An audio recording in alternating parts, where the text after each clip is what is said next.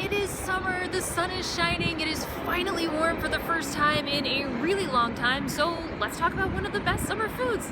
Let's talk about ice cream, specifically the history of ice cream in colonial America. Ice cream has been eaten in America since before America was technically an independent country. Our first recorded mention of ice cream comes from 1744, when the governor of Maryland served ice cream to his dinner guests. Now, if you were to guess what flavor he served, you'd probably think it was either chocolate or vanilla, since those tend to be our default ice cream flavors today. In fact, it was actually strawberry. Chocolate and vanilla both have ingredients that would have been considered extremely exotic and very hard to get at the time.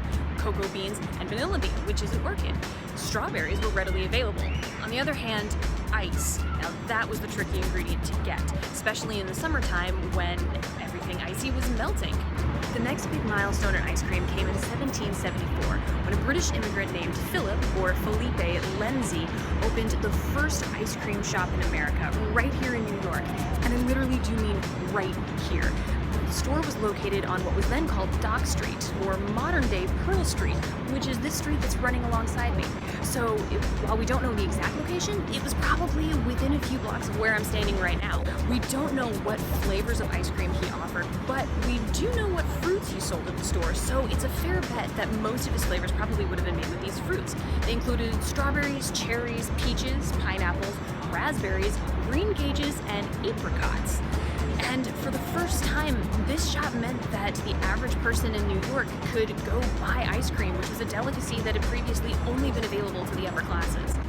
Most people have heard the rumor that Thomas Jefferson introduced America to ice cream. It's completely untrue, but he did bring back a specific recipe from France that he particularly liked.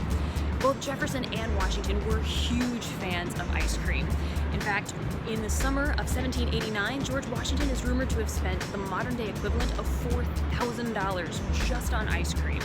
Not to be outdone, Thomas Jefferson went to Italy to study the construction of ice houses. And when he started building his own home, Monticello, he copied those constructions so that he could have ice cream all year round.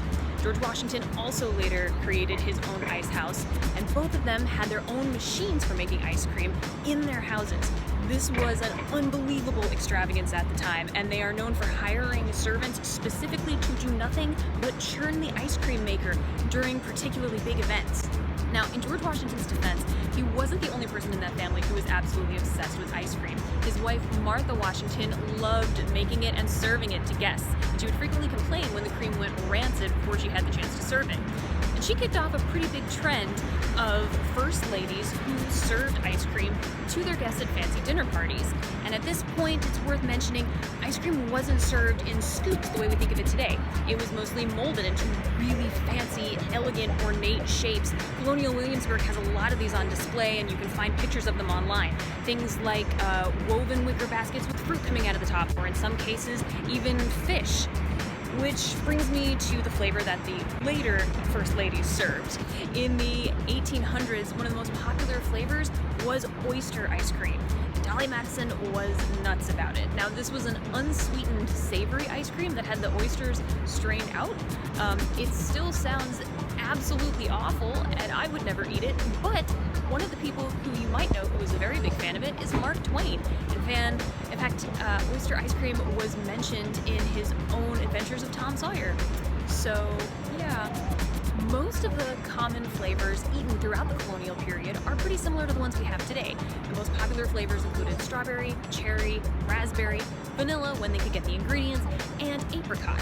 But there were a few that were a little bit more adventurous and kind of out there, including cayenne pepper, coffee, tea, pistachio, and my personal favorite, Parmesan cheese.